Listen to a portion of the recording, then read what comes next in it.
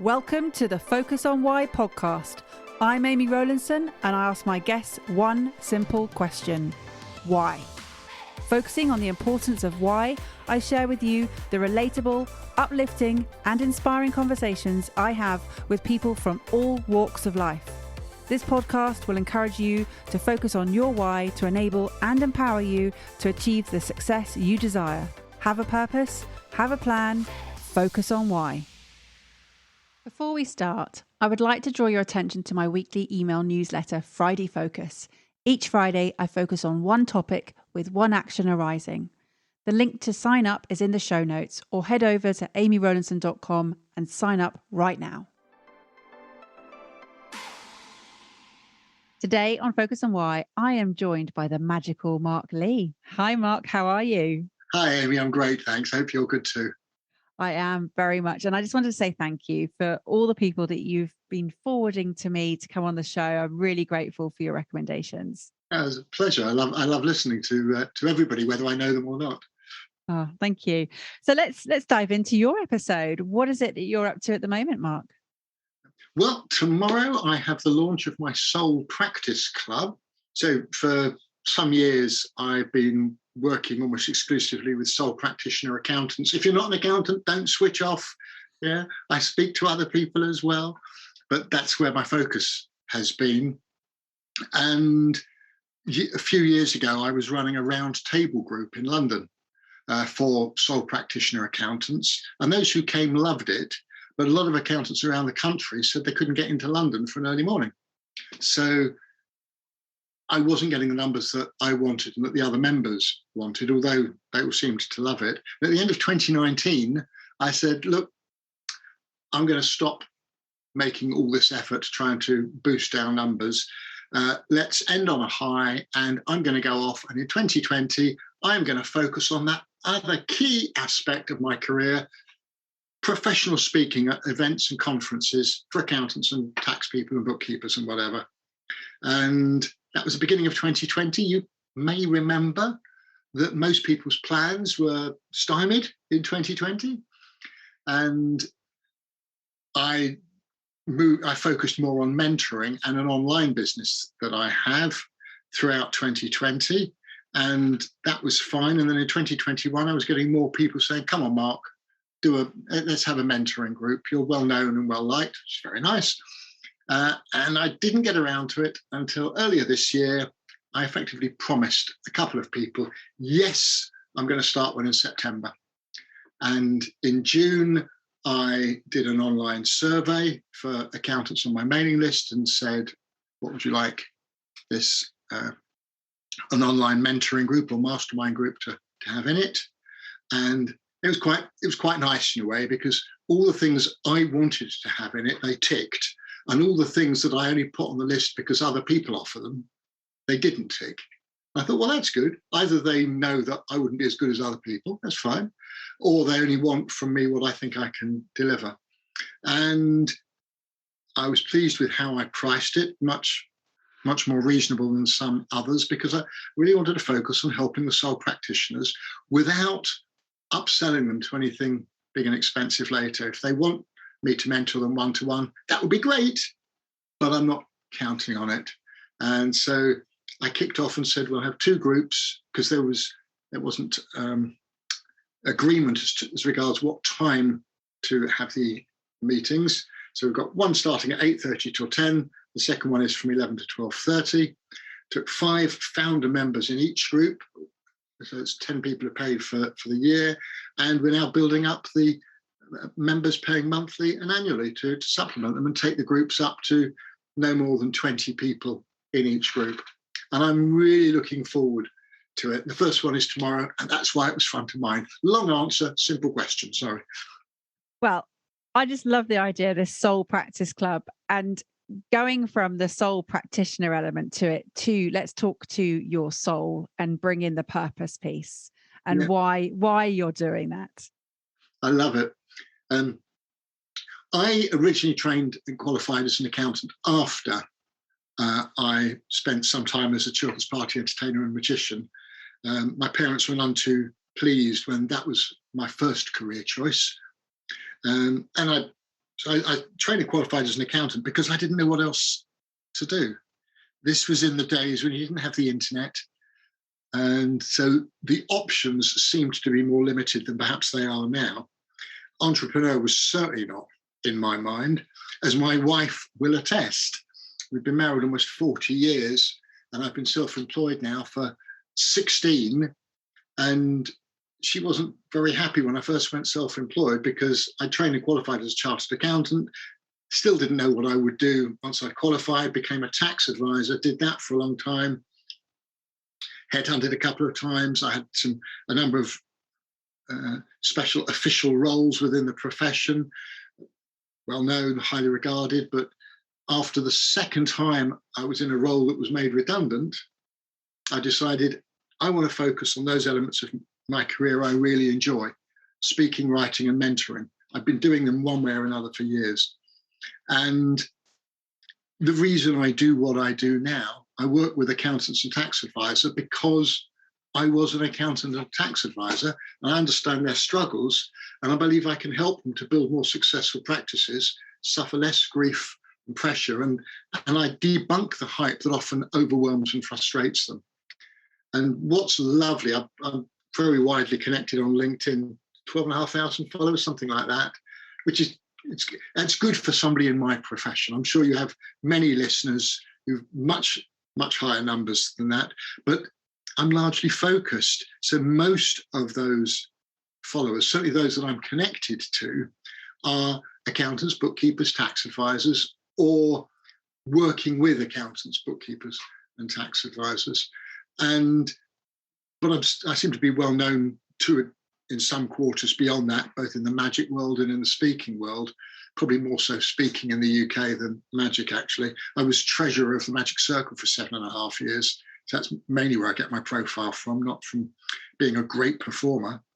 But I focus on the professions and the people that I know rather than trying to get into something that I didn't know.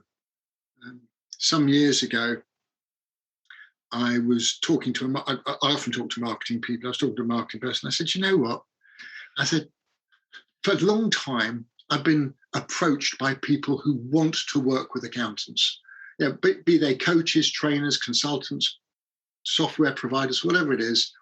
They've had this brainwave that if they target accountants, then the accountants can introduce them to their clients.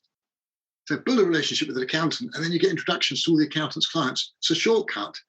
And I've spent many years helping them appreciate that it doesn't work like that. And I have a free guide. Actually, I charge for it on my website. The 15 biggest mistakes most people unwittingly make when they approach accountants for business or referrals to their clients. Ridiculously long title, does what it says on the tin. And when I send that to people, they often read it and go, oh my goodness, I'd misunderstood accountants. I'd made assumptions that don't stack up. Or they say, oh, wow, now I know where I've been going wrong. Now I know what I've got to tweak in order to make those relationships work and get the referrals that I'm hoping for. So I've been doing that for a long time. And a few years ago, I was talking to a marketing consultant, and I said, you know what, I think I should take my own advice. Because I've been telling people it's really difficult to engage accountants. And I find that too, despite reputation, credibility, longevity, connections, and all that sort of stuff.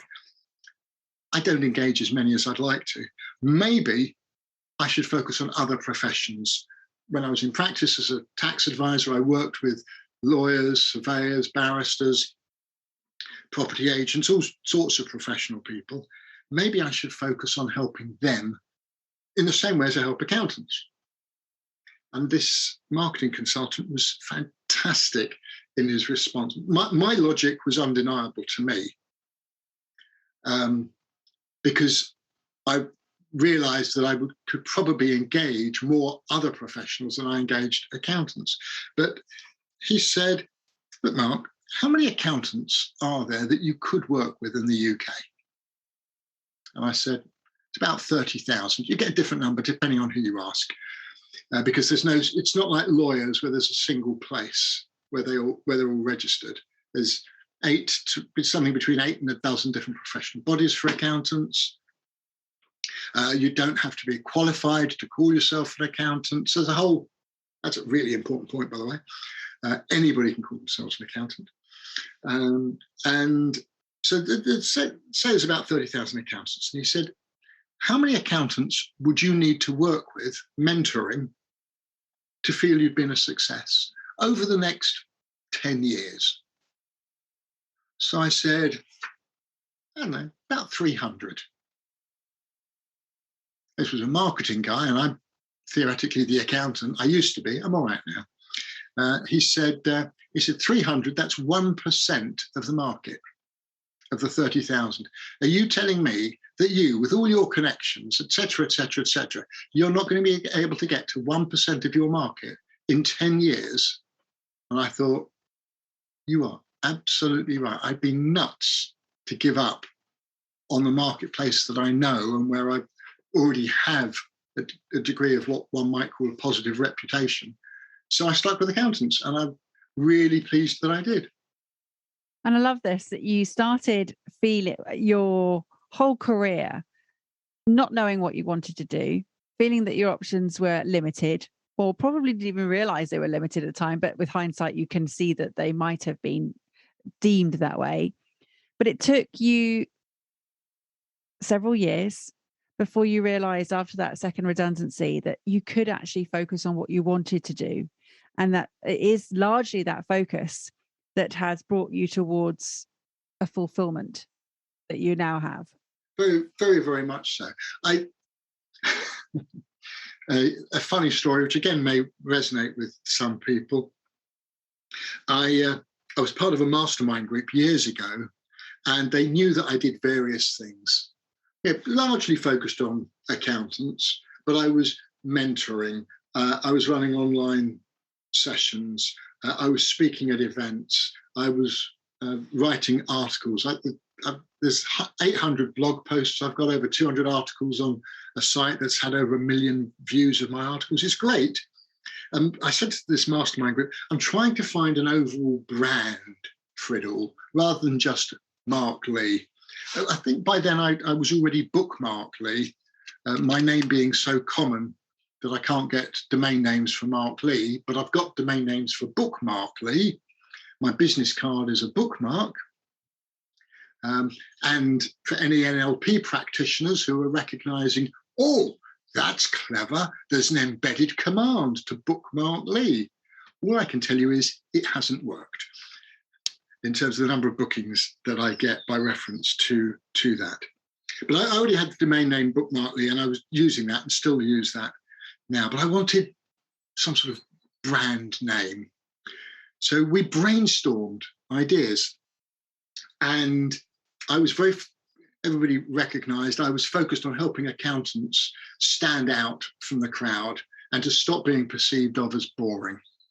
And the branding that we came up with jointly was genius, I thought at the time. Boring is optional. And I had logos done. I started rebranding my website. I did talks with boring as optional. I rebranded my various ebooks, boring as optional, but with different titles. And my brain just exploded because I thought, right, I'll do boring as optional for accountants. Then I'll do boring as optional for lawyers, for teachers, for speakers. I'll have this whole ecosystem around the concept of boring is optional. What a genius idea. No, what an idiot I was. Because I had made that classic mistake that many of us make. I know I'm not alone. When you're brainstorming new branding and new ideas, I had forgotten to ask my target audience what they thought. It didn't matter what my mastermind group thought. It didn't matter what friends and family thought. None of them were my target audience. And what I quickly learned was that accountants did not resonate with this concept because they didn't like to be reminded that people consider them to be boring. They don't think of themselves as boring. And so it fell completely flat, and I dropped it entirely after a year. I think this is the first time I've spoken about it for probably 7 or 8 years. It's so long ago now. I don't think there's any reference to it online anywhere. There might be. And I moved on from that to talk about how to stand out from the crowd, from your peers, from your competitors, how to be better remembered, referred, and recommended.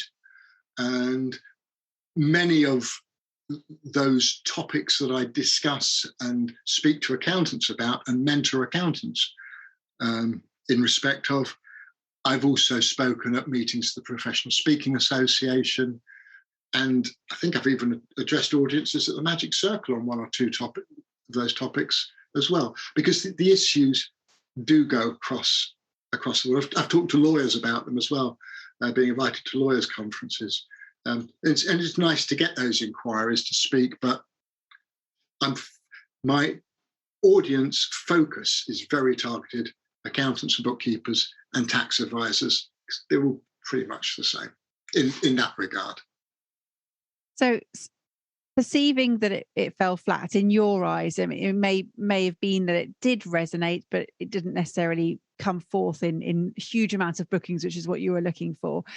And I'm sure there will be some footprint out there on the internet, because you cannot lose a complete trace of all sorts of things. So, but in terms of sharing that story and sharing that you made a mistake and that actually you've failed forward and learning new things now, Mark, tell me why it was important for you to focus on the audience, focus on your why, and focus on how you can help people, but also what that means to you and translate it in your own personal world, not just the professional side of things. Years ago, I got heavily into self-development, personal development books at a relatively young age. I remember, I've still got it close at hand now, How to Win Friends and Influence People. This is a book that I've had since 1978. So very, very long time ago. It had a profound impact on me. A networking guru we both know, Will Kintish, says that was the first book on networking skills.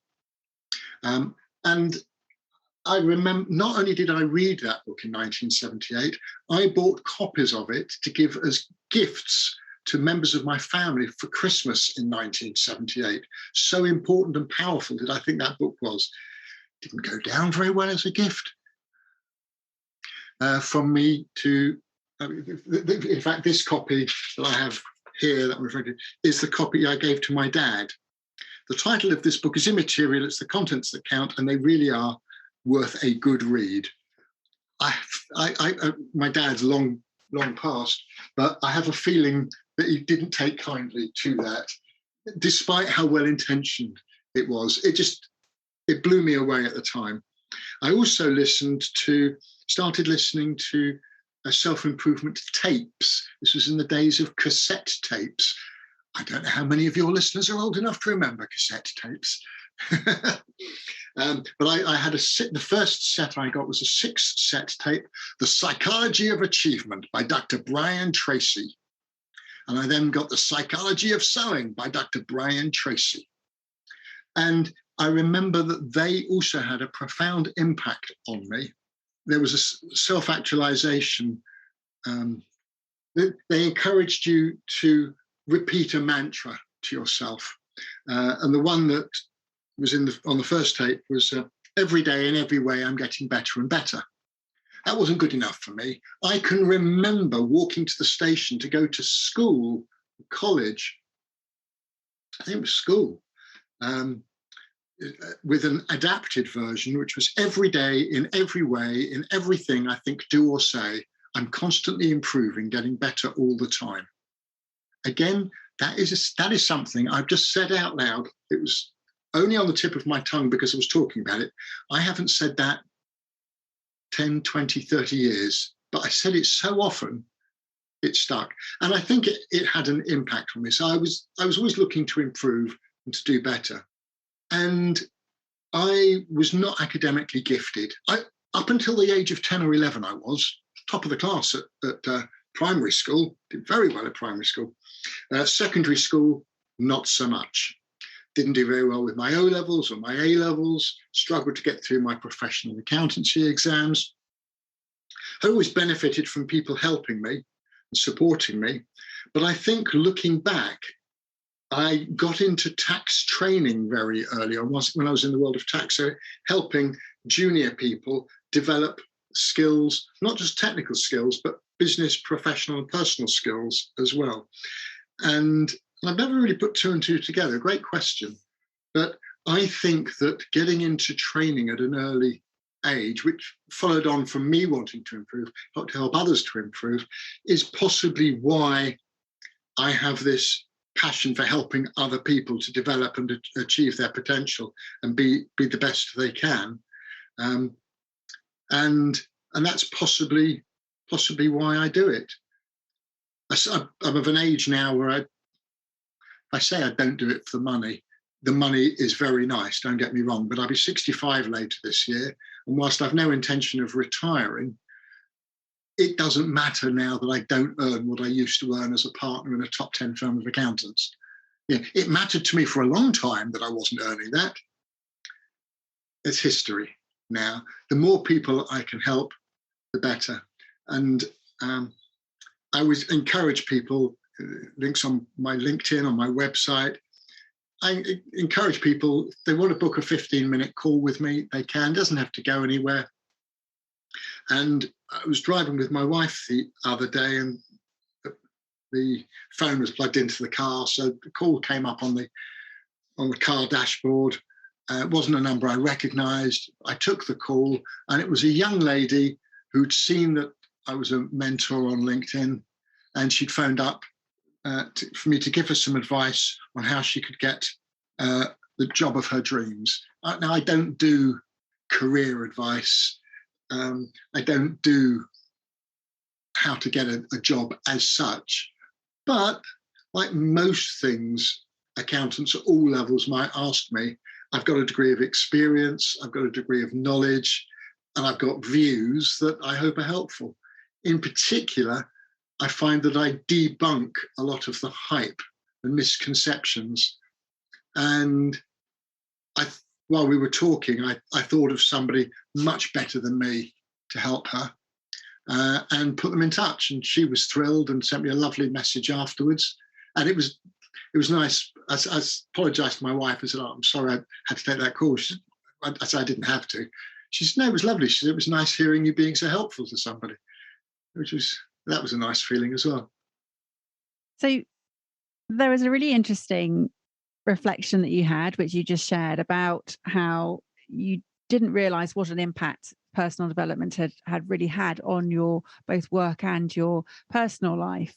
And I love that you gave those books to well intended as gifts for Christmas, because I also did the same. You know, many books after finding something and thinking, oh, that would be a wonderful gift, but it's not often received in the same way that it was intended, especially when the title is How to Win Friends and Influence People. You know, it's like, what, you think I don't have friends? But both Dale Carnegie and Dr. Brian Tracy, incredibly formative people in the personal development industry, and still really relevant today. We're 50 plus years on, which is fascinating. Tell me, I love the fact that you're debunking the hype and the misconceptions, and you mentioned earlier sort of trying to rid people of overwhelm and frustration. How does that manifest for others? What is it you're doing, and how do you do that? Well, a lot of the time I'm helping people appreciate that the hype they see online isn't real, it's not genuine, it can't be believed. And there's a lot of people out there selling dreams that are unlikely to be achievable by everybody. There's some utter nonsense you see out there. In a generic sense, we often hear people, when they achieve a sporting goal or they win a competition, they go, "It just goes to prove if you never give up, anyone can achieve their dream." No, I'm sorry. It proves that you've done it. The person who came second probably worked almost as hard, but they haven't achieved it. And let's not demean their efforts. And let's also recognize that for a lot of people, achieving that dream doesn't have to be the goal. I nearly wrote a book years ago with a friend. We sat down and brainstormed a book that never got written. It's okay not to have goals. Which would have been very much along the lines of you're more likely to achieve something if you set out with an ambition towards it. But don't worry, don't beat yourself up if you don't get there. And more specifically to your question, I've been, dare say the use, recognised as one of the most active and influential accountants on social media for 10, 11, 12 years. Now, the first specific reference I can have to being the most networked accountant in the UK was in what was then Accountancy magazine in 2011. So I'm going back a long time. I've been very active on Twitter, very active on LinkedIn, less active on other platforms, but all the time, even on Twitter, when I was delivering talks to accountants about how to use Twitter, how to understand it, how to get active on social media, ironically, despite being routinely highly ranked as an influencer and well-connected, ironically, I'm frequently saying, don't bother, don't waste your time. And then I explain why it's a waste of time. I'm talking to accountants here in practice and looking up what it is they want to achieve and who their target audience is. And I always point out the first thing to do, well, I didn't think I was going to get onto this. I talk about the 5 M's. So the first M is, what's your motive? Why are you thinking of getting involved in social media? Is it to get new clients? Is it to build your profile?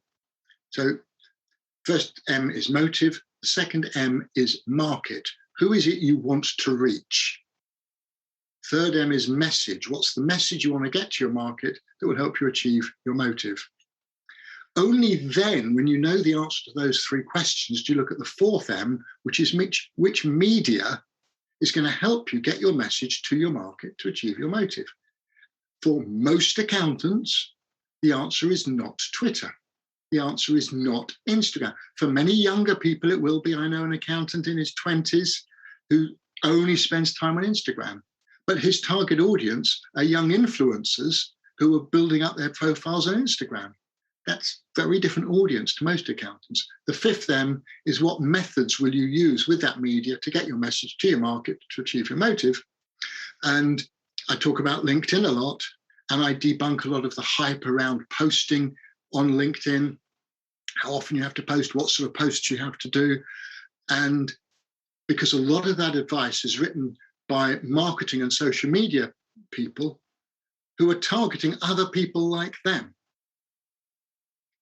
And yes, you can be successful if you're very active doing those things, but as an accountant in practice with other priorities and regular work from all your clients, you probably don't have the time to do that. So I suggest alternative ways that they can make LinkedIn work for them without having to spend as much time as some of the hype would suggest is crucial. So those are some examples. I love the 5 M's. It's fantastic. The methods that you can use on media to get your message across to the market to achieve your motive. Boom. All in 5 M's. Love it. Oh, goodness.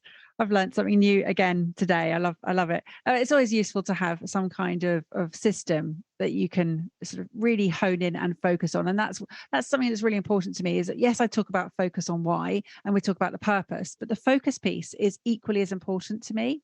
And so it's a lot about the focusing on what's important to you, but not just starting and off you go with what that is, but to really hone in and bring it back to that again. So you've mentioned focus a lot in your episode so far today, Mark, because it's clearly important to you. Do you feel that you are naturally focused, or do you have to force it at all? I think I force it. I found a lot of times when I'm doing podcast interviews over the last few years that I've reflected back and realized that the answers I give to questions now in my 60s, are probably very different to answers I would have given 10, 20, certainly 30 years ago. And in some respects, I'm much more focused now than I have ever been. And it's important to me because am I in the latter part of my life? Probably, one way or another. So it becomes more important to make the best use of my time. And I've been invited to a dinner in town tomorrow in London, and I was very much in two minds whether to go to it, because it's a software house. They're paying for us to go to a very nice dinner in the evening, 6 or 7 influencers in the accounting world. I know what I'm going to be saying to them. I know what the others are going to say. I can anticipate what the others are going to say. And I know that it's going to be, I'm just going to enjoy the company of the other people there. But there was a big part of me saying, why are you bothering for, Mark? You're going into town especially for an evening dinner. Do you really need to do that? And the answer is no, I don't need to do it. And I'm doing it to help the software house and to have some interesting conversations. And maybe it will lead to more collaborations, because in addition to the Soul Practice Club that I mentioned at the top of the episode, I'm also running monthly webinars for accountants, not just sole practitioners, in collaboration with other providers who either have big lists so we can both attract, expand the number of people we're attracting, or they're paying me a lot of money because I can promote the webinar very effectively and get them to another audience. So there's a possibility for me something will come from that tomorrow. But if it doesn't, I'll have a nice dinner, some nice conversations, and maybe something will happen down the line. I'm not that focused that I only do things that are going to that have the prospect of generating an immediate reward now. And you mentioned that you're nearing that retirement age, and yet I don't see any signs here of any slowing down. If the opposite, really.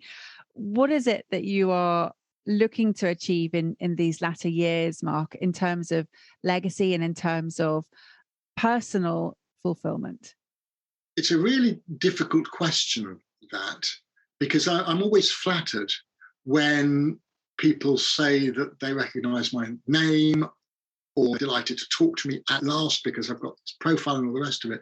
And that is lovely. And I think before I had my second redundancy, I probably believed the publicity more than I do now, if you like.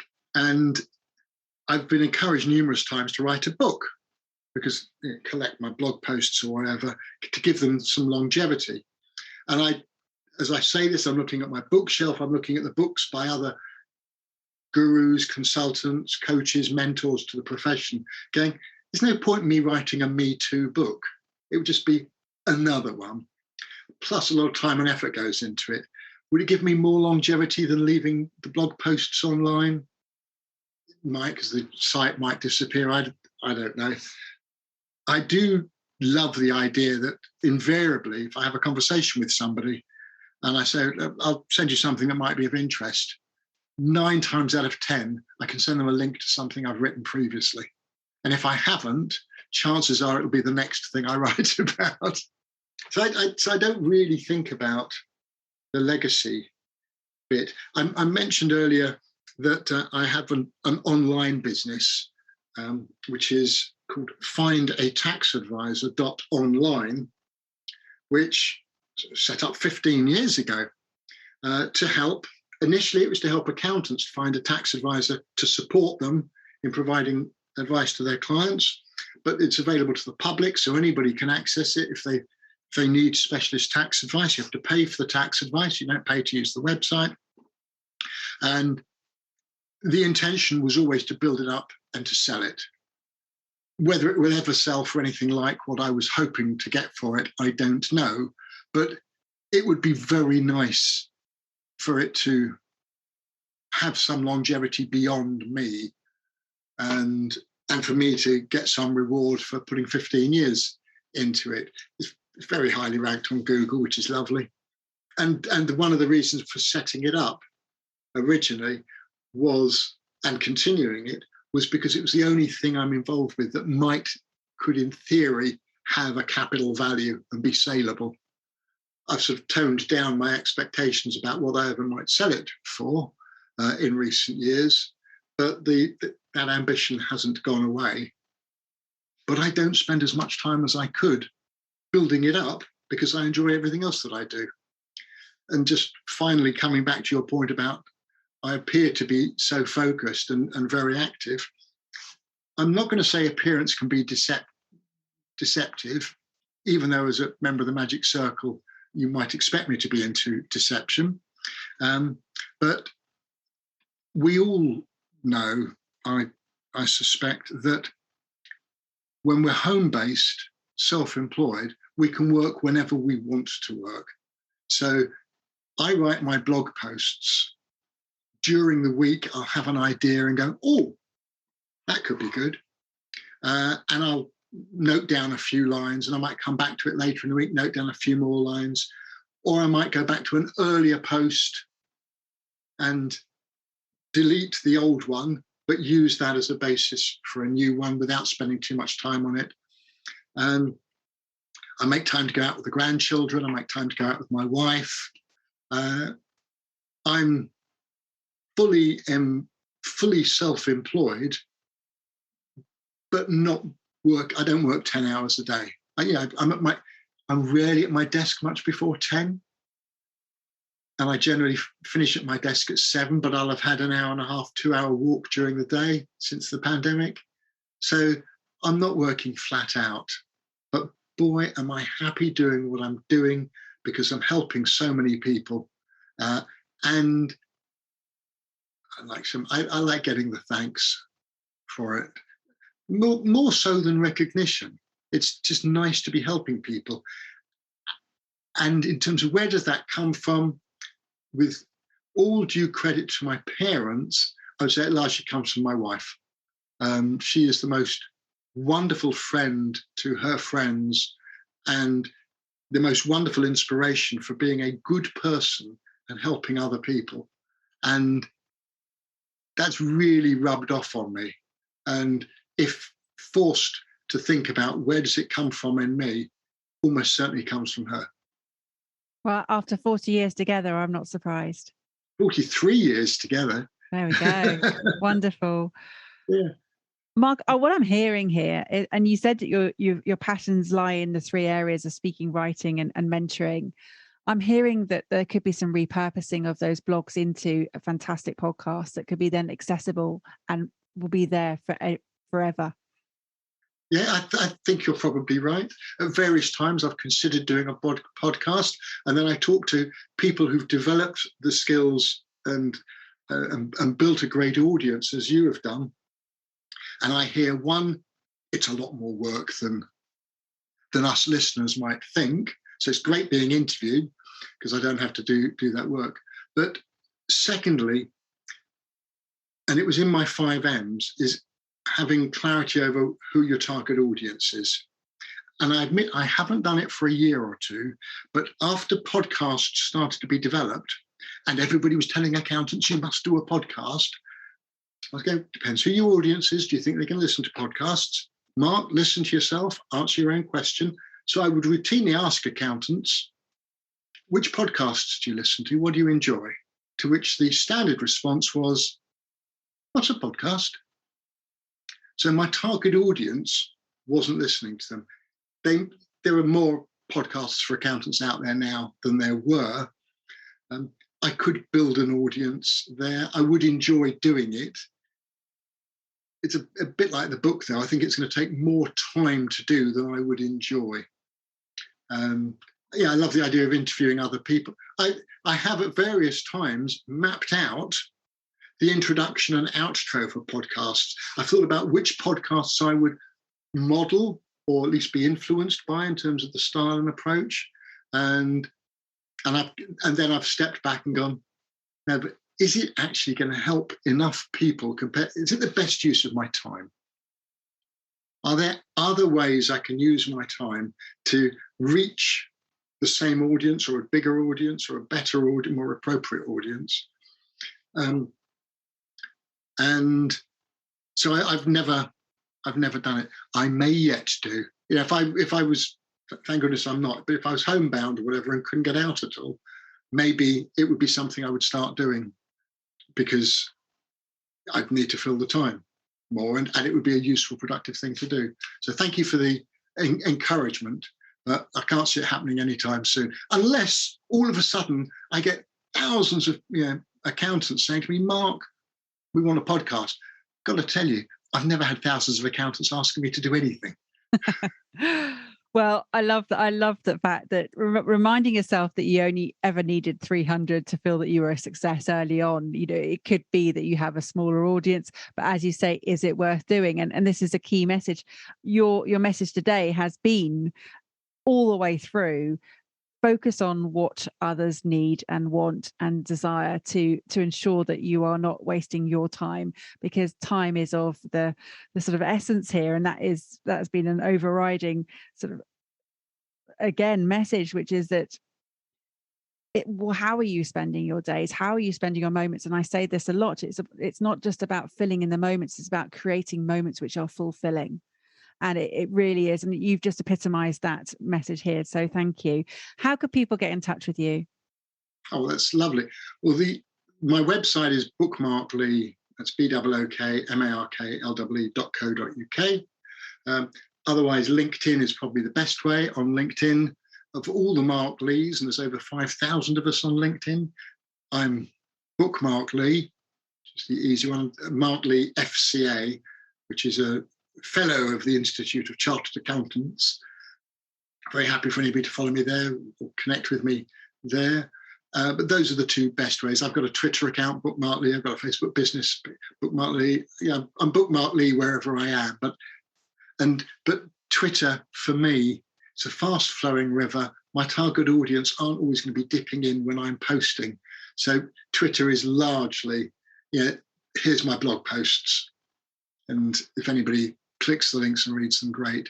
But I've got 8,500 followers on LinkedIn, on Twitter, and I follow fewer than 600, I think. So it suggests what it actually suggests, because I don't believe all the hype, it suggests that years ago, when people were more active on Twitter, thousands of people followed me. I don't believe they're all active on Twitter anymore. They're just still there, because that's how these things work. I wrote years ago, I wrote on why I'm not on Google+, and then why I'm not on, what was the most recent one? Clubhouse. The radio. Yeah, why I'm not on Clubhouse. Because my target audience, the people I really want to reach, are unlikely to be there, unlikely to engage. So why bother? And in the same way, if I could maybe finish with a closing thought, I talk a lot about how to be better remembered, referred, and recommended, how to stand out from the crowd. But standing out from your peers, from your competition, and from the pack might make you more memorable, but we need to be evidently the right choice for someone to choose to work with us. Standing out isn't enough. And that's, again, if you like, where I debunk the hype. It's not enough to stand out. You've got to be, your target audience has got to understand that you're relevant, reliable, and appropriate for their needs. How can you help them do that? How has this conversation had an impact on you? What value have you received from tuning in? What are your reflections with actions? Please take a moment to leave me an Apple Podcast or Spotify review sharing how Focus on Why has made a difference to you today. Remember, the conversation doesn't end here. To keep it going, simply connect with me on LinkedIn, Instagram, Facebook or Twitter, or join the Focus on Why Facebook group. All the links are in the show notes. Have a purpose, have a plan, focus on why.